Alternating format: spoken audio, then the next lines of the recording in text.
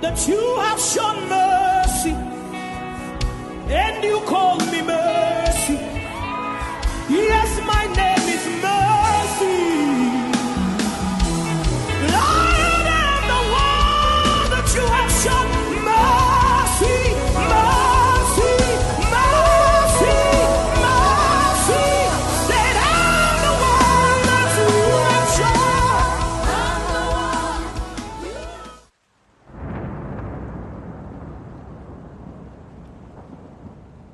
Okay, my name is Nsika Akpan. I didn't really have like a special name that she used to call me, bro, honestly.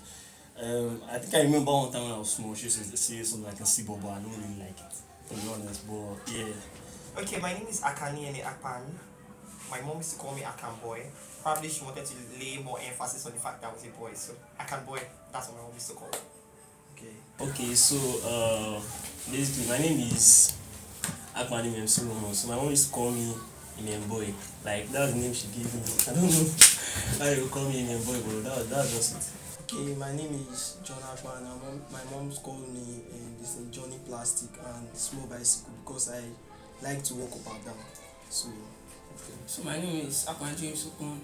She calls me Tudo. I don't know why, but because I used to behave like my grandfather, so that was what my grandfather. I know how to dance, so my grandfather also knows how to dance. That's why she named me after my grandfather because we look alike and everything. Okay, I have to say to be when she had shop at say I was the one that was always with her, like going to market, stuff like that, selling. She had a restaurant kind of, so I was the one doing everything basically, like cooking, washing and stuff like that. So that was my most memorable moments with her. Being in the kitchen with her, because that's like when you're in the kitchen with her, like you just be vibing. Like she loves cooking, and when you're in the kitchen with her, she just does a lot of things. Like she will just make you laugh and all those stuff. It's always when she came to school, like there's something about when she is about to like come to your school, she always like shows up. That's the crazy thing about my mom. Like she always like, and she always knew when to like step into the buildings. Like she always comes when the assembly is going on, so she'll pull up and people will just turn their head and be like, who's that woman? And then she'll call your name or something like that. So at that point you're like a star boy in school, like your mom is well dressed, she pull up like looking beautiful and stuff. For the whole day everybody would be like, you're so ugly, like where did they raise you, like your mom is so beautiful. I'll be like, man, that's what you see her movie. I started like proudest moments ever when she pulls up in school. My dad never really came to school because he never really had time, but she always did, and she always tried to show up. it was in around 2014, I think 2010, my grandpa died. Then me, I just had to follow her to village. So I ate a lot inside the motor because she was just buying things. Anything we wanted, she would get for us. But if you follow my dad, that's another case. Okay, I'll say my favorite memories of my mom used to be that she was always around. She was always coming to my school. Sometimes when I had to do Yoruba, Igbo, Hausa, cultural dance, choreographies and all that, she was always around. She would come dance with you. I remember a time in my secondary school when she came around to my school, and then the security man came out and said, the mom is downstairs, and then she came downstairs, she came with food, she came with other stuff for my classmates too. And everybody was really excited. People were praising me like, wow, you have a beautiful mom and all that and all that stuff. Those memories are really unforgettable. The fact that she always shows up for you. Very unforgettable.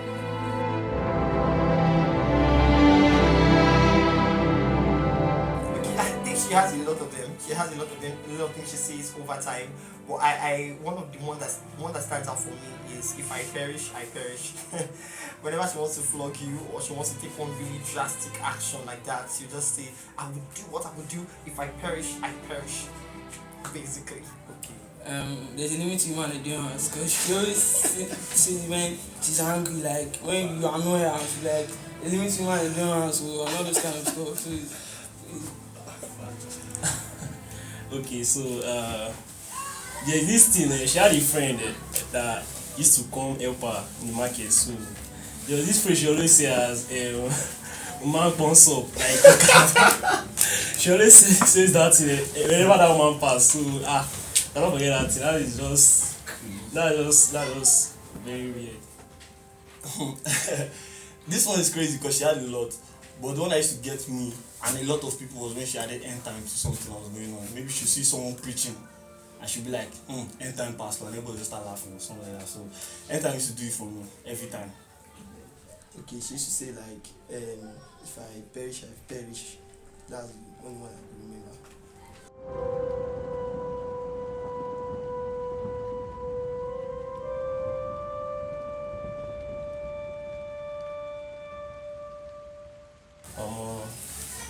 Oh man, you have to be that guy. If I the quick verse, but who don't see that part of me? Like you don't see me like you think of that. The quick verse, like 5 years now, more. Let it will go down. Yeah. I like to eat a lot. Like if I have money, I don't know how to save. I don't know how to keep money. So I think that's it. If I have money, I like to spend. I like to do fudging. So that's one thing. Cooking. I actually love cooking because I don't know, I just love being in the and she does not eat outside and me I don't like it. So I feel maybe that is what we share together, like not able to eat outside. She had a crazy temper. She never really used to get angry like that, but when she does, it's always explosive. And I had that too. I have that actually. When I get angry, I can get very, very like crazy. You understand? So that's one thing I know that she has that follows me. And maybe I shout too, because she has a loud voice and she used to shout. And when I get angry, I do that too. I shout like till I lose my voice. I don't stop. So the temper and the shouting. Okay, there are a couple of traits that she has that I still see in myself, but one of them that stands out is the fact that I like shouting. I still shout a lot. Like I have a really loud voice. Yeah, she had a very loud voice, so I still have this shouting thing. I shout a lot at people, shout a lot sometimes when I'm angry or maybe I have pent up feelings or whatever it is. But then I have this raising my voice thing, so still a trait.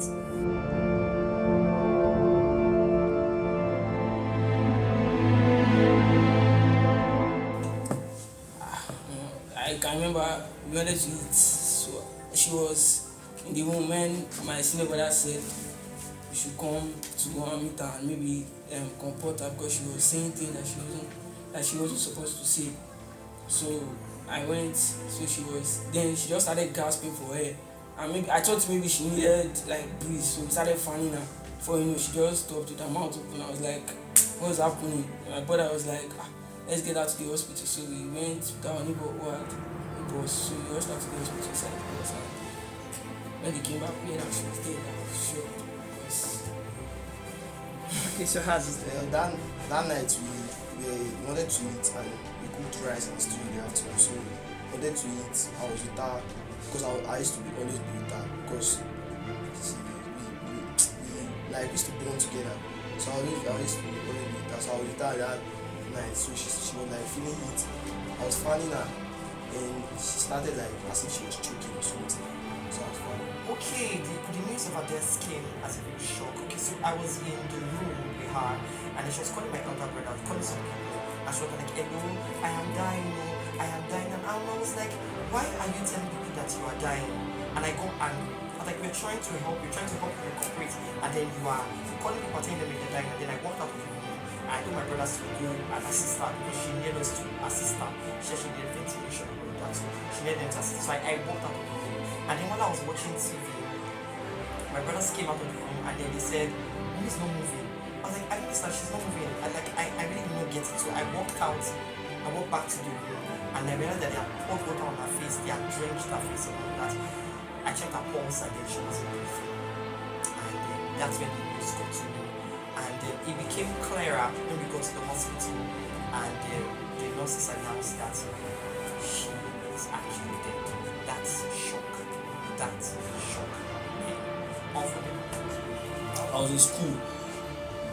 I remember I was at my friend's place in the afternoon. Like, she called me and she wasn't really talking shit. She was like, be careful, be careful. I was like, what do you mean by be careful? I'm just chilling with my friends. What do you mean by be careful?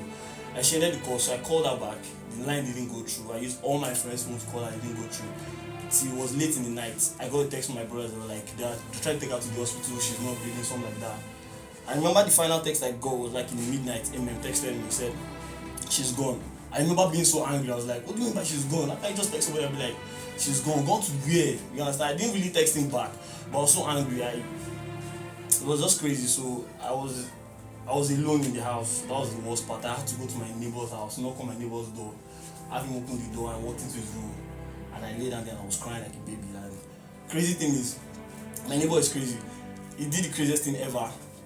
My neighbor went outside and got marijuana. It's crazy. He rolled it all like, you go smoke today, or man just die. I was like, are you serious, bro? I started laughing. So we started laughing, and that was like the only thing that helped me cope with it that night. Immediately I finished laughing, I slept off on his bed, like I just slept off in his room. Like, it was crazy. I woke up the next morning and it was still unbelievable for me. Like, It didn't get to me. I was at home and like I saw everything. I was there. I was with her. We were talking. Then she stopped breathing, stuff like that. And, I was just like, share this one and play. Pour water. What did they happen? What did they solve? This one was just talking some minutes ago. What's going on? Like, man, till we got to the hospital and everything, like, it was just like movie, like, just all this Nigerian film. Wait till it happen. Ta-na-na-na. That's how it is.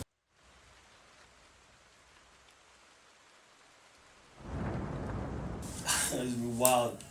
It's been wild, like, because in those 3 years, like, I got to finish school. One of the things that made her very happy. She wasn't there to witness it. She always wanted me to do music. She knew I always loved doing music. So I remember one time she brought a producer to the house, had him interview me and ask me what kind of songs I do and stuff like that. She wanted me to get into the studio and start making music. At some point, she even asked me like, what would you like to do with yourself and stuff like that. But to see that I'm about to make my EP, yeah, like I'm about to make my EP is done. I'm about to drop it. Like it's dropping like a day after our posthumous birthday. And she's not gonna be here. It's crazy for me because in those 3 years I've grown. I started taking myself more serious, started taking life more serious, and the pain doesn't really go away because it's like every step you take, like every step that leads to growth, you feel like she should be there to see it. And when she's not there, it feels like an empty moment. You understand? Like because you know that if she was there, she would have been prouder because she was closer to the situation. My dad was never really around. He was always outside working for the family. She was the one that usually saw everything, you understand? She used to be my brother's big a lot. She used to laugh at me when I used to record music with my phone, using my hands to play drums on the table and stuff. To see that I've actually made it work and she's not even crazy. So it's been a crazy 3 years. It's been boring because when I failed in KS2, she wanted to see me wear long trousers in SS1 because that's always her dream. Because she was like, I'll see like one day you'll be wearing long and you stop wearing the short. So and the pain that she was not around to see it. Okay, a lot has happened these 3 years, the good, the bad, the ugly, and I'll say that a lot happened that I wanted my mom to witness. One, I got admission. She really wanted me to get admission by all means, and I did. I got admission to school. Okay, I think she witnessed that part for my matriculation. She was not around to attend the matriculation and all of that. And I wrote my book, Another Kind of Boy, and she wasn't there to read it. Someone who is always interested in reading my writings, and she wasn't there. And a lot has happened. There were times when I needed someone to talk to, console me, or somebody to just laugh with, play with, and all of that. And those times were not there. But I would say that in the past 3 years, God has raised up for me models from different angles. God has raised up people to help me to bridge the gap that death created. And I would say that God has been faithful these 3 years. God has really been faithful, irrespective. So what I have to say, a lot of things have happened in the past 3 years. Like I've learned more. Like let me just say I've grown. And I've got to a point where I understand life better. Like I know how life works, how like nobody even gives a shit about you. Like there's only 2 people that love you in this life, your parents, basically. So let me just say it's more good, it's been good, it's been great. God has been good to us. So It's been crazy because there are some things she told me that I never knew. Like as I'm growing up now, I'm not seeing it. So I wish she was there because she's the only one that can relate to like. She's the only one I can talk to, and she would like she knows how I feel. So she told me some things that I wish that she was there. Like I never believed that those things will ever happen. So as I'm growing up, it's just showing up. So it's crazy. I just wish she was there.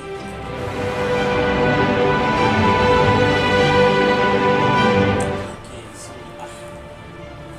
it's been 3 years and it still feels like a mood. Like it's just as if it was yesterday. So just pray and we'll meet again and get back to like catch up with gist and plenty stories. I love you.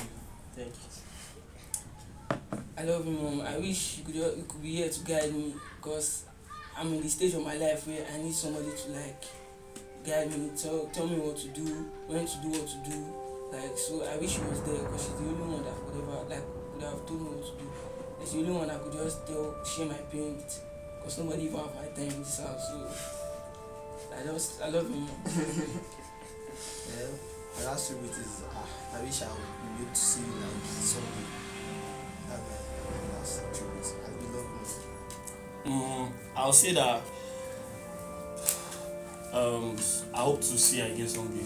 Like share another moment. Like at least I can give her update. Like let her know how she has been since he left. You understand? So I don't know, man. It's been crazy, but we've been coping. Long live Messi. Okay, so my last trip with my mom is that I can't wait to see you again and share beautiful memories of all the time that happened. I miss you so much.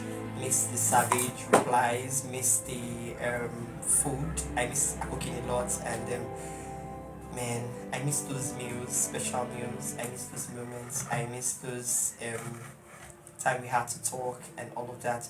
And I can't wait if it's going to be an opportunity to see her again. I really, really would want to see her again. And cheers to the ones that we lost.